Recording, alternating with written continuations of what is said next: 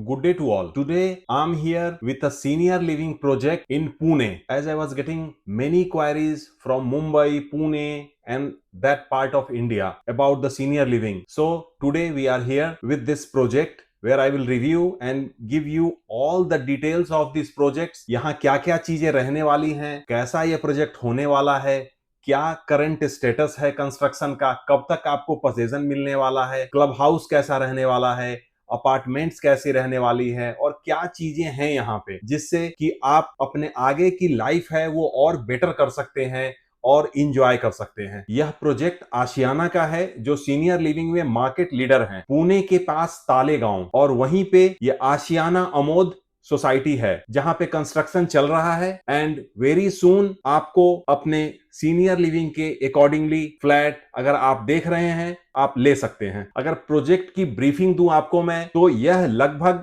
3.4 acres के land patch में रहने वाला है। यहाँ पे आपको लगभग जो इनका एरिया है उसके 40 से 50% पार्ट में डेंस ट्री की प्लांटेशन होने वाली है जिससे कि आपको बिल्कुल फॉरेस्ट का व्यू आने वाला है। वाटर बॉडीज बनने हैं, आउटडोर एक्टिविटीज के लिए डिफरेंट डिफरेंट सेटअप्स होने वाले हैं। अगर हम फ्लैट के अवेलेबिलिटी या लेआउट की बात करें क्या रहने वाली है, तो यहाँ आपको 1 BHK, 2 BHK, 3 BHK तीनों तरीके का ऑप्शन मिलने वाला है।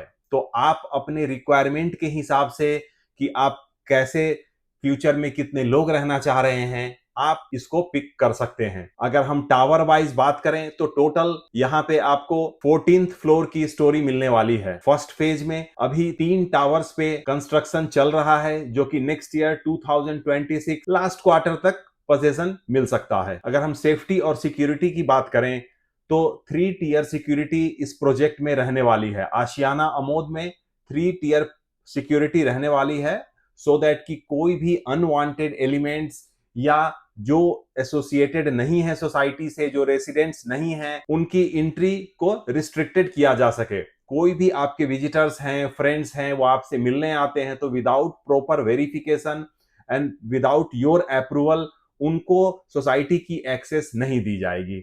So it's a safe and secured environment for you.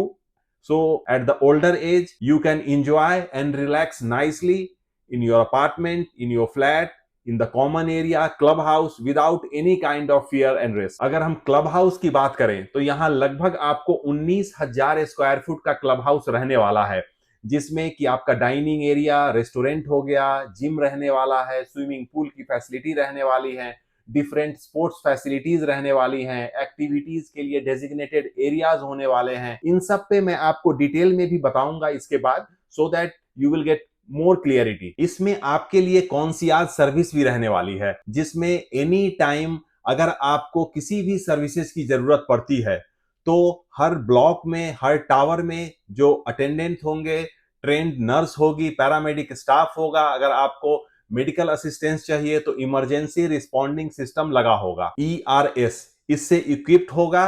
तो बहुत ही शॉर्ट समय में आपको जो भी रिक्वायर्ड एक्शन है वो लिया जा सकता है। कॉन्सियाज सर्विस की अगर हम बात करें तो उसमें हर तरह की कॉमन सर्विसेज भी हैं अवेलेबल, और पर्सनलाइज आप कुछ सर्विस चाहते हैं तो वो भी आपके लिए अवेलेबल करवाया जाएगा।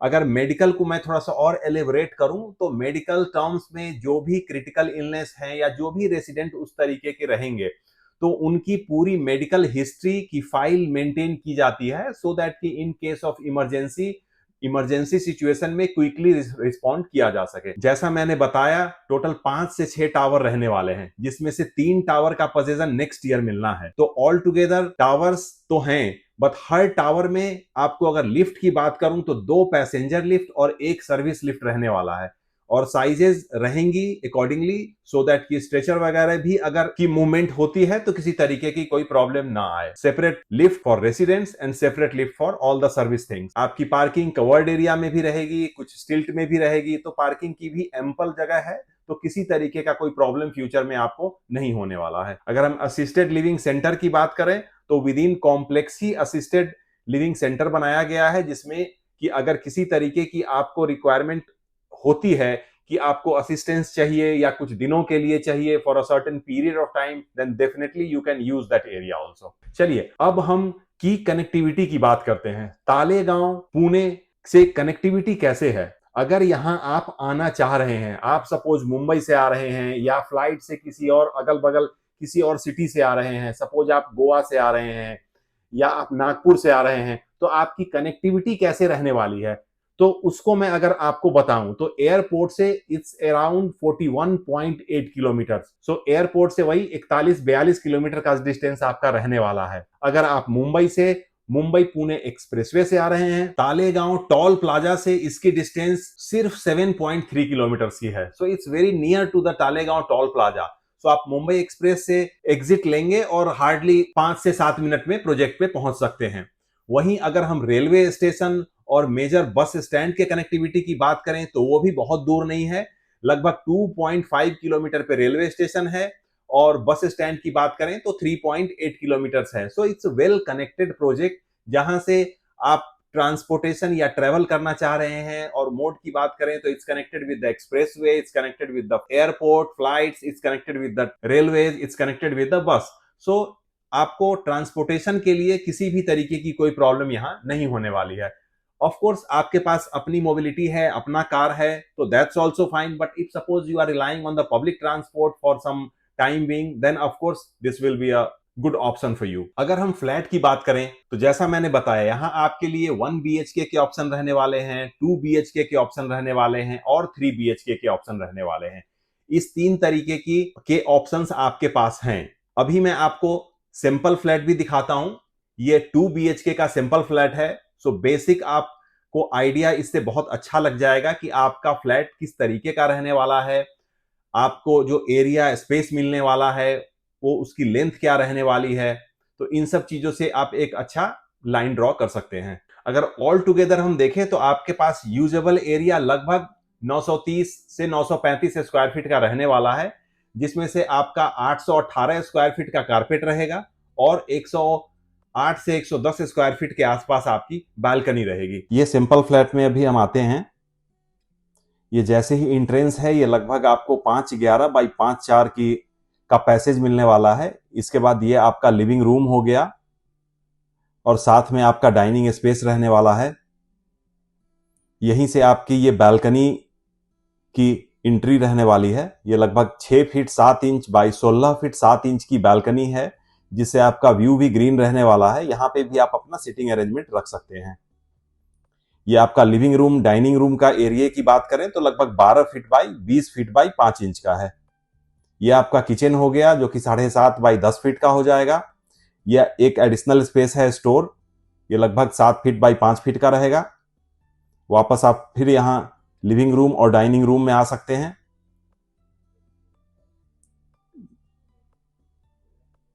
यह आपका फर्स्ट बेडरूम हो जाएगा। इसके अगर लेंथ की बात करें तो लगभग 11 फीट बाई 10 फीट का है।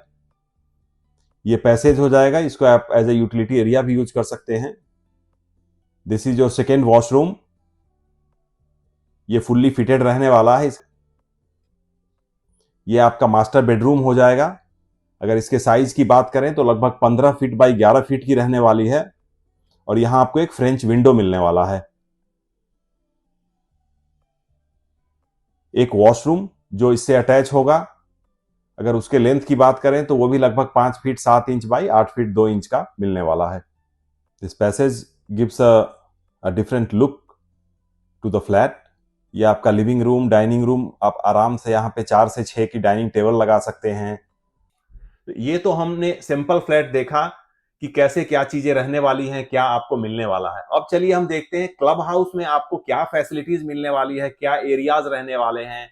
हमारा क्लब 19,000 स्क्वायर फीट का रहने वाला है, जिसमें कि आपका डाइनिंग एरिया रेस्टोरेंट है, जिसमें कि आप डे इन डे आउट आपको जब भी मील की जरूरत है, आपको डाइन की जरूरत है, तो सारी फैसिलिटीज, डिफरेंट तरीके का कुजीन हो गया, ये सारी फैसिलिटीज यहाँ पे रहने वाली हैं। आप अपने फ्रेंड्स के साथ, अपने नोन के साथ अपना टाइम स्पेंड कर सकते हैं। एक कैफेटेरिया रहने वाला है आपके लिए, सो दैट कि स्नैक्स टाइम हो गया या फिर कॉफी, बेकरी, इस तरीके की कुछ भी आपकी चीजें हैं तो you can go and enjoy there also. आपको मीडिया रूम रहने वाला है, जिसमें आप ग्रुप ऑफ पीपल के साथ, आप सपोज कोई मूवी प्लान कर रहे हैं, सब म्यूजिक प्लान कर रहे हैं, कोई शो देखना है, मैचेस देखने हैं, न्यूज देखना है, तो इस तरीके का कुछ भी आपको प्रोग्राम देखना है तो डेफिनेटली आप मीडिया रूम का यूज कर सकते हैं और and then you can enjoy it.